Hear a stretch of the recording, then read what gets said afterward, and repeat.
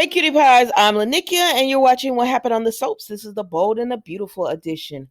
All right, guys, let's just jump right on into this. On a scale of 1 to 10, I'm gonna give it like a 6, honestly. We're talking about the same stuff over and over. And then today is August 23rd, Tuesday, 2022. So we start off with Thomas and Hope, and they are still discussing the fact of where Douglas will stay. Hope said this is his home and she wants him to stay here. Thomas says, I want to get to know him. He is a Forster and I want to be with him. And so that they're just going back and forth over who they want him to stay with. Um, to be quite honest with you, I don't even understand why this storyline is going on. It's like, why are we having this storyline? Y'all have shared custody. Thomas, you've been seeing him or whatever. If you wanted him to spend the night more, let that be. But like he wants primarily um physical custody, primary physical custody of Douglas. And Hope is just like, no. And why am I rehashing this? Douglas comes in and Douglas says, um, Thomas is like, come stay. I'm gonna be at granddad's and we're gonna spend the night or whatever. And I want to know if you want to spend the night. And Douglas is like, oh my gosh, yes. Now I will say this.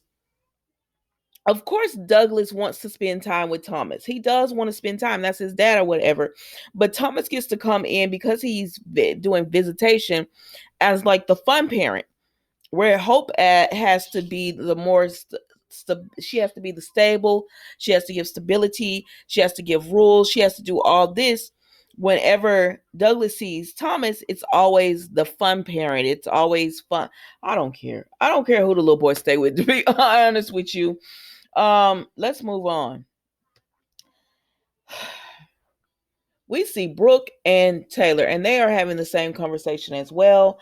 Y'all know Brooke, my girl, right? But she's starting to tap dance on my last nerve. I'm like, girl, because Brooke says Douglas needs to stay right where he is with Hope.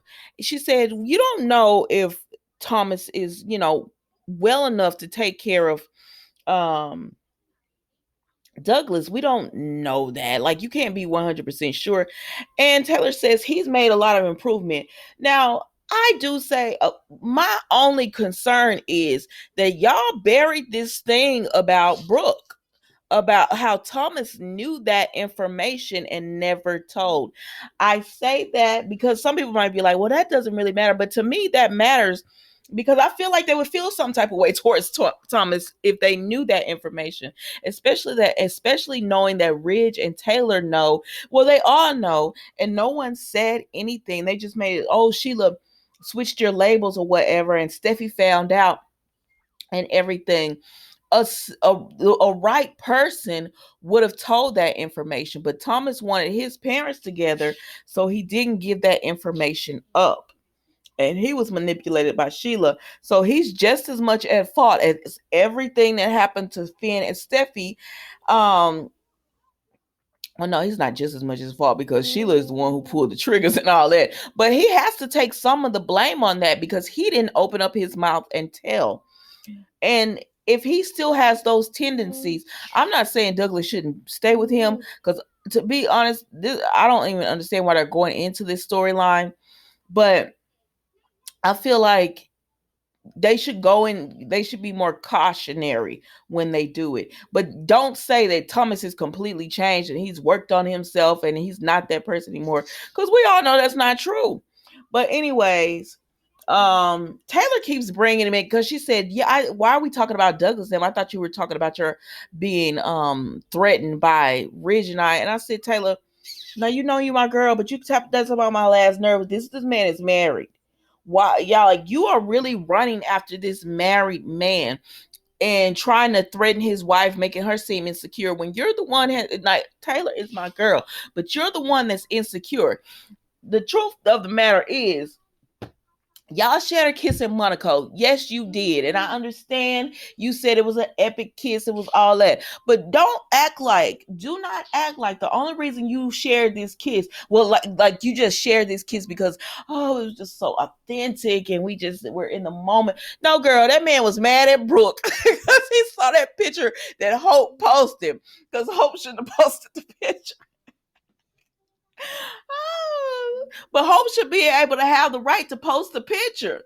But Hope posted that picture. Ridge saw that picture. Then he came running back to you, kissing you. And as soon as he got home or whatever, you tried to bring up the kiss and he didn't want to bring it up.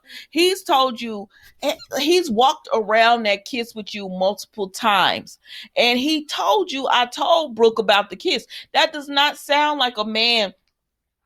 To me, if he really had feelings for Taylor and was going to leave Brooke, why else dragged it out? But if he was going to leave Brooke for Taylor, he would have never told Brooke about that kiss. He told Brooke about that kiss because he doesn't want any secrets between them. He wants it all out in the open so that they can move forward. Now, is Ridge wrong? Yes, sir. Make up your mind who you like. If you're gonna be with your wife, stand over there and be with your wife. Stop touching Taylor. Stop giving this woman mixed signals. Because Taylor feel like she winning something that she's not winning. We all know you going right on back to Brooke. Brooke knows it too, and Taylor deep down knows it too, and so she's trying to project her insecurities onto Brooke. When Brooke done sat up there and told this woman, "I'm not insecure." But baby, what took the cake for me, and I have to say it because I don't like when people try to shame another woman for her past. Like, who Brooke laid up with in the past or whatever, that's who she was with, who she has children by. That's who she has children by.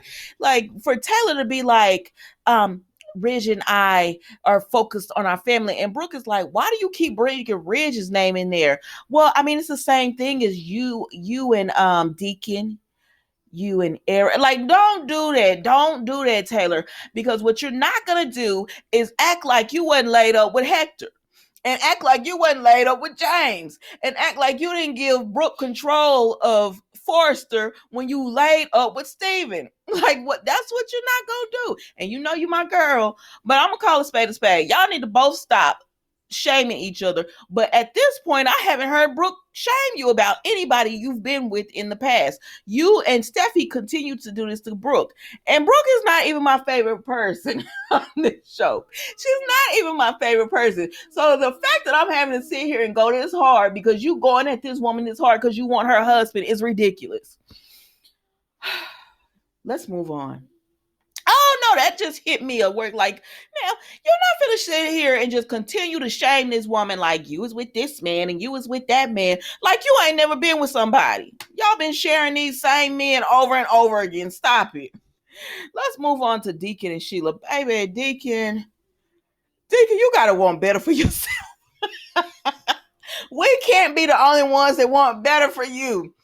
But my girl Sheila over here with Deacon, and she telling him about money. He said, "How you get the money?" She said, "You know better than asking me that." Anyways, the end of the story is she told Deacon, "You used to be a force to be reckoned with. You had your own company, you had the nightclub, you had your own design. Like you were a businessman. You had it all together.